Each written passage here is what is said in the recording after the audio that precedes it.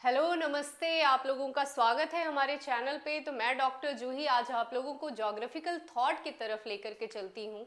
Geographical thought में आज Roman साम्राज्य के बारे में जानेंगे। उसमें कौन कौन से भूगोलवेत्ता थे, कौन से विद्वान थे जिन्होंने भूगोल के अंतर्गत अपना योगदान दिया। तो आज चलिए चलते हैं, रोमन साम्राज्य के बारे में जानते हैं, रोम भूगोलवेत्ताओं के योगदान के बारे में जानते हैं। तो सबसे पहले हम देखेंगे कि रोम है कहाँ पे। ये जो रोम आप देख रहे हैं, रेड स्पॉट पूरे वर्ल्ड के अंतर्गत अफ्रीका के ऊपर जो आपको रेड स्पॉट दिखाई दे रहा है, यही रोम है। ये इटली का ये बड़ा वाला जो क्षेत्र आपको दिखाया जा रहा है इटली का, वहीं पे ये रेड स्पॉट दिख रहा है रोम। आप फटाफट एटलस उठाइए, उसमें देख लीजिए ताकि आपको भी अंदाजा लग जाए कि रोम है कहाँ पे। ये मैपिंग वाला जो कार्य है ना, वो कर ही लेना चाहिए, नहीं तो दिमाग से निकल जाता है। ठीक है, तो रोम यहाँ पे आप देख रहे हैं। अब देखते हैं कि रोम का क्या योगदान रहा, रोमन भूगोलवेत्ताओं का।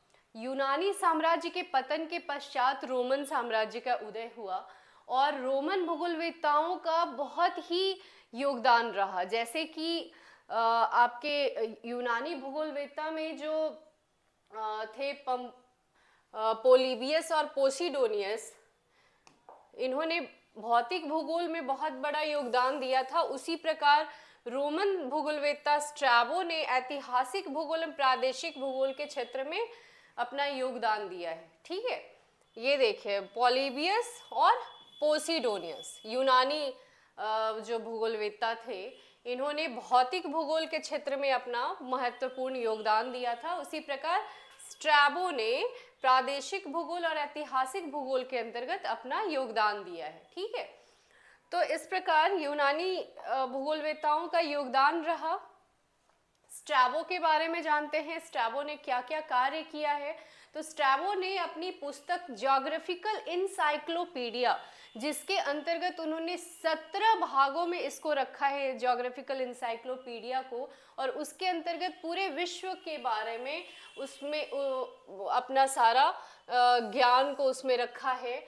जितने भी उन्होंने अपनी जानकारी थी उसको ज्योग्राफिकल इंसाइक्लोपीडिया के अंतर्गत 17 भागों में बांटते हुए उसके अंतर्गत अपनी सारी बातों को रखा है, जिसका हिंदी भौगोलिक विश्वकोश है। ये क्वेश्चन बराबर पूछ लिया जाता है कि ज्योग्राफिकल इंसाइक्लोपीडिया किसकी पुस्तक है, किसकी ग्रंथमाला। ये किताबों की ग्रंथमाला है, ये छोटा मोटा बुक नहीं है, ये बहुत बड़ा 17 भागों में बटा हुआ ये भौगोलिक विश्वकोश ज्योग्राफिकल इंसाइक्लोपीडिया।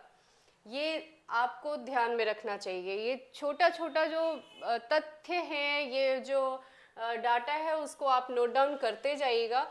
उसने उस समय के समस्त भौगोलिक ज्ञान को एक साथ एकत्रित कर एक पुस्तक के रूप में प्रस्तुत करने का पहला प्रयास किया। ठीक है, प्राचीन भूगोल के विषय में जो आज जानकारी उपलब्ध है वह मुख्य रूप से स्ट्रैबो के ज्योग्राफी का एक पुस्तक थी, उससे लिया गया है। क्योंकि पहले के जितने भी प्रारंभिक भूगोलवेत्ताओं द्वारा जितनी भी पुस्तकें लिखी गई थी वो लुप्त हो चुकी हैं। तो ये जो ज्योग्राफी का पुस्तक है, उसी के आधार पे प्राचीन भूगोलवेत्ताओं के बारे में, प्रारंभिक भूगोलवेत्ताओं के बारे में हमें जानकारी उपलब्ध कराई जाती है। ठीक है, जिसका शीर्षक है, इसने 43 ग्रंथों की रचना भी की, जिसका शीर्षक है ऐतिहासिक स्मृतियां, हिस्टोरिकल मेमोरीज। ठीक है, तो आगे आते हैं, इनके कुछ पुस्तकें हैं, महत्वपूर्ण पुस्तकें। पहला, भौगोलिक विश्वकोश और ऐतिहासिक स्मृतियां। भौगोलिक विश्वकोश ज्योग्राफिकल इंसाइक्लोपीडिया, ऐतिहासिक स्मृतियां का क्या नाम है, हिस्टोरिकल मेमोरीज। ये एकदम ध्यान रखिएगा, इनके 2 पुस्तकें हैं। स्ट्रैबो प्रथम विद्वान था जिसने भूगोल की सभी शाखाओं, गणितीय, भौतिक, राजनीतिक और ऐतिहासिक के बारे में चर्चा करी है। ठीक है, इसे नियतिवादी चिंतन का प्रथम महत्वपूर्ण विचारक माना जाता है। पहली बार इसी ने एटलस और विशुवियस पर्वतों का वर्णन किया है। ये महत्वपूर्ण है, इसको ध्यान में रखिएगा। पहली बार एटलस और विशुवियस पर्वतों का वर्णन किसने किया है, स्ट्रैबो ने। और विसुवियस को इन्होंने जलता हुआ पर्वत कहा। ठीक है, क्योंकि वेसुवियस ज्वालामुखी पर्वत है तो इसको उन्होंने जलता हुआ पर्वत का नाम दिया। अधिवासित प्रदेश के लिए ऑक्यूमेन्स शब्द इस्तेमाल किया। इन्होंने अधिवासित प्रदेश था उसको ऑक्यूमेन्स शब्द का प्रयोग किया। ऑक्यूमेन्स शब्द जो था चर्चिल सैंपल के द्वारा प्रयोग किया गया था, जिसको इन्होंने इस्तेमाल किया ऑक्यूमेन। ठीक है, तो ये कुछ महत्वपूर्ण बातें थी स्ट्रैबो के बारे में। ये आप देखिए स्ट्रैबो का ये जो मैप है ये भी बहुत महत्वपूर्ण है, इसको आप देखिए। इन्होंने मैप का एटलस का सर्वप्रथम प्रयोग किया था। आप यहाँ पे लिखा भी हुआ है, पहली बार इसी ने एटलस का वर्णन किया है, तो ये एटलस का वर्णन इन्होंने किया है। अभी आते हैं पंपोनियस मेला। महत्वपूर्ण पुस्तकें हैं पंपोनियस मेला का। सबसे पहला कौन सा? कॉस्मोग्राफी, और दूसरा डी कोरोग्राफिया। कॉस्मोग्राफी और डी कोरोग्राफिया। कॉस्मोग्राफी के अंतर्गत उसने विश्व ब्रह्मांड का संक्षिप्त वर्णन किया है। ठीक है, विश्व या ब्रह्मांड का संक्षिप्त वर्णन कॉस्मोग्राफी के अंतर्गत किया, और डी कोरोग्राफिया के अंतर्गत पृथ्वी को 5 बड़े क्षेत्र में बांटा और शीतोष्ण क्षेत्र का भौगोलिक वर्णन प्रस्तुत किया। ठीक है, शीतोष्ण क्षेत्र का भौगोलिक वर्णन किसके अंतर्गत किया? डी कोरोग्राफिया के अंतर्गत। और कॉस्मोग्राफी के अंतर्गत क्या किया है? ब्रह्मांड का संक्षिप्त वर्णन किया है। तो ये 2 पुस्तकें याद रखिएगा, पुस्तकें पूछ ली जाती हैं एग्जाम में।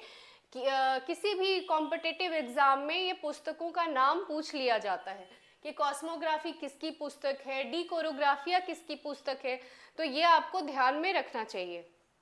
ठीक है, अभी आते हैं हम प्लिनी के ऊपर। प्लिनी ने हिस्टोरिया नेचुरलिस, ये पुस्तक है उनका, हिस्टोरिया नेचुरलिस नामक पुस्तक की रचना की। यह पुस्तक ब्रह्मांड, जीव विज्ञान और मानव विज्ञान पर आधारित थी, जो 37 खंडों में लिखा गया है। ये भी पुस्तक का नाम याद रखिएगा, क्योंकि प्लिनी का ये पुस्तक पूछ लिया जाता है एग्जाम में। तो आगे बढ़ते हैं अब टॉलमी के ऊपर। टॉलमी का योगदान बहुत ही महत्वपूर्ण रहा है रोमन साम्राज्य के अंतर्गत, तो वो भी आपको ध्यान में रखना है। महत्वपूर्ण पुस्तकें कौन कौन सी हैं? आलमगेस्ट है, फिर ज्योग्राफिक सिंटैक्सिस, भूगोल की रूपरेखा, द आउटलाइन ऑफ ज्योग्राफी, अनेलिमा और ज्योग्राफिया। ज्योग्राफिया तो हमेशा पूछ लिया जाता है क्वेश्चन कि ज्योग्राफिया किसकी पुस्तक है, तो टॉलेमी की पुस्तक है। ज्योग्राफिक सिंटैक्सिस, इसको क्या बोलते हैं? ज्योग्राफिक सिंटैक्सिस। और आलमगेस्ट भूगोल की रूपरेखा, अनेलिमा, ये महत्वपूर्ण पुस्तकें हैं किसकी? टॉलेमी की। ठीक है, तो ये ध्यान में रखना है। अब इसके बारे में थोड़ा सा देख लेते हैं। अल्मागेस्ट इनकी जो प्रमुख पुस्तक है, जो कि गणितीय एवं खगोलीय विज्ञान पर आधारित है। किस पे आधारित है? गणितीय एवं खगोलीय विज्ञान पे। कौन? अल्मागेस्ट।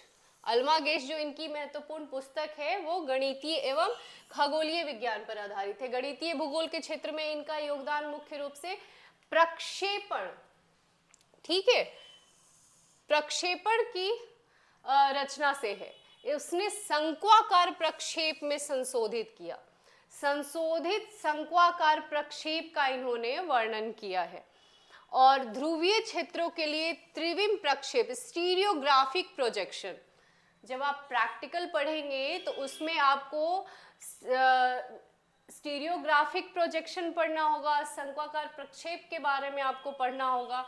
तो ये सब आप जानेंगे कि इसका सर्वप्रथम प्रयोग किसने किया। जो संशोधित शंक्वाकार प्रक्षेप का प्रयोग किसने किया है? टॉलेमी ने। एकदम ध्यान रखना है ये। और ध्रुवीय क्षेत्रों के लिए त्रिविम प्रक्षेप, स्टीरियोग्राफिक प्रोजेक्शन का प्रयोग किसने किया?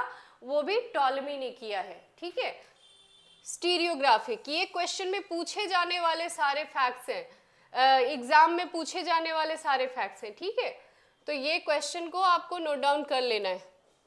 टॉलमी ने ही सबसे पहले बंगाल की खाड़ी को अपने मानचित्र में दिखाया, साथ ही उसने हिमालय पर्वत और उससे निकलने वाली गंगा एवं उसके सहायक नदियों को भी दिखाया। ठीक है, तो हिमालय पर्वत और बंगाल की खाड़ी को सर्वप्रथम किसने दिखाया मानचित्र पे? टॉलमी ने। और गंगा एवं उनकी सहायक नदियों को भी टॉलमी ने अपने मानचित्र पर दिखाने का कार्य किया। टॉलमी ने वोल्गा नदी को भी अपने मानचित्र में दिखाया है। ठीक है, तो कौन कौन से मानचित्र में के अंतर्गत दिखाया है? कौन कौन से क्षेत्र को? हिमालय को, गंगा नदी और उनकी सहायक नदियों को, और बंगाल की खाड़ी, और एक और क्षेत्र है वोल्गा नदी। ठीक है, वोल्गा नदी, गंगा नदी और उनकी सहायक नदियां, हिमालय और बंगाल की खाड़ी, इन सब को अपने मानचित्र पे दिखाने का कार्य किया है। इसने संसार का चित्र, इमेजो मुंडी का निर्माण किया। ठीक है, जो कई शताब्दियों तक भौगोलिक जगत में मान्य रही। इसके ही लेखों से खोज के महान युग में भूगोलवेत्ताओं अन्वेषकों का अनजान भूमि टेरा इनकॉग्निटा की खोज की प्रेरणा दी। हालांकि टॉलमी अपने विश्व मानचित्र में पोसिडोनियस का परिधि को आधार बनाया। पोसिडोनियस ने परिधि का जो प्रयोग किया था उसी को आधार मानते हुए टॉलमी ने अपने मानचित्र को बनाया, जिसके कारण यह वास्तविक आकार से छोटा हो गया। इसी मानचित्र के अशुद्धि के कारण जो कोलंबस था वो भारत के बजाय अमेरिका पहुंच गया था। ठीक है, टॉलमी के मानचित्र के अशुद्धि के कारण कोलंबस भारत के बजाय अमेरिका पहुंच गया था। तो इनके मानचित्र में कई अशुद्धियां थी, ये भी ध्यान में रखना है।